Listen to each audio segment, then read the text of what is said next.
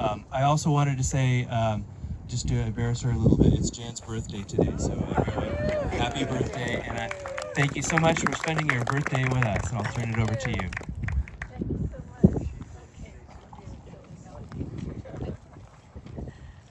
Okay, everybody, can you hear me here? Yeah?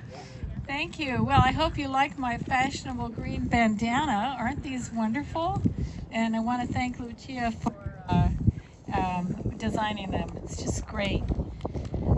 I wanted to take this moment to recognize, celebrate the 30th anniversary of the Greenbelt, but also to recognize the community and the residents who worked so hard to actually provide the inspiration to make this happen.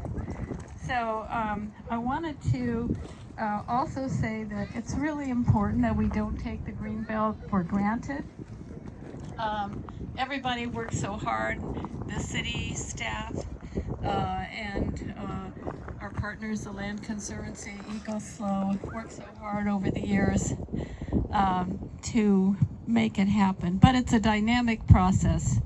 It's not something that's over. We're always going to be saving the Greenbelt one way or another. We're going to. We had to work hard.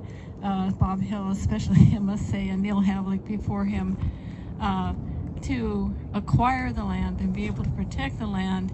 But we still have to maintain it. There's a lot of expense and hard work that goes into that. But we also have to protect it. We're protecting our natural resources by having this Greenbelt. But also, there is always going to be pressure from rampant development to try to, one way or another, bust open our urban reserve line and say, oh, there's all this space, there's all this land, we can build on it. So we have to also be really vigilant and protect what we've already accomplished and keep improving it. So I wanted to just go back in history a little bit and tell you my story, my path, my open space history. But I'm going to start out with reading some of the language that's included in the 1994 Land Use and Circulation Element. Here's a quote. "It is the policy of the city to protect its unique natural resources and systems by including their considerations and needs. A planning priority co-equal with that accorded other community needs. The city shall designate a greenbelt outside the urban reserve that surrounds the ultimate boundaries of the urban area and which connects with wildlife corridors that cross the urbanized area." So that's 1994. But there was a lot of work that, I'm talking about community work and city residents that went on before that. So just in terms of my story, in 1988, I hitched a ride with Ray Belknap and John Ashbaugh, and then later he founded the Land Conservancy, and others to attend the National Conference on the Preservation of Open Space in Albuquerque, New Mexico. And inspired, I joined up with Harold Miosi and the Sierra Club Open Space Committee, and we conducted a survey. It was a countywide survey, but a lot of it had to do with the city of San Luis Obispo and the green space around it. And the name of it was Saving Special Places that never should be developed. And then, at a certain point, submitted that information to the city, and there was a group called the Environmental Quality Task Force that was appointed by the city. And for years,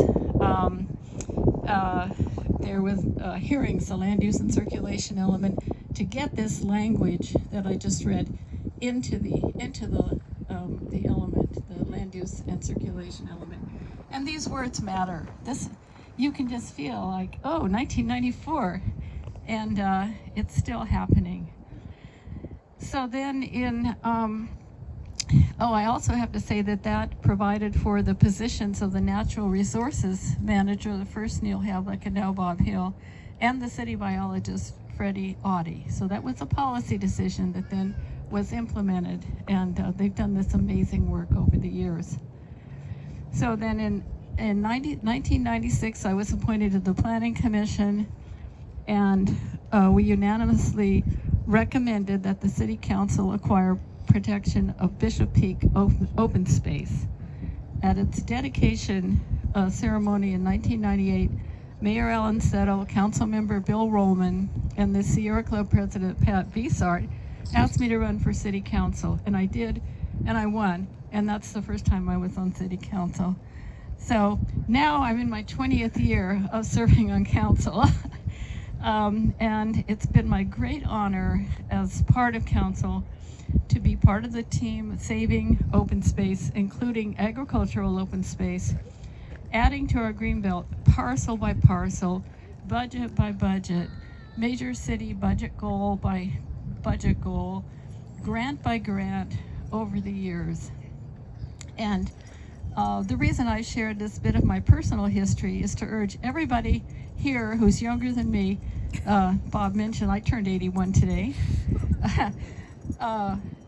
Everybody here who's younger than I am, and that's probably everybody here, to dedicate and rededicate themselves, ourselves, to the ongoing dynamic process of saving our Greenbelt and implementing the city's treasured community vision. Thank you very much.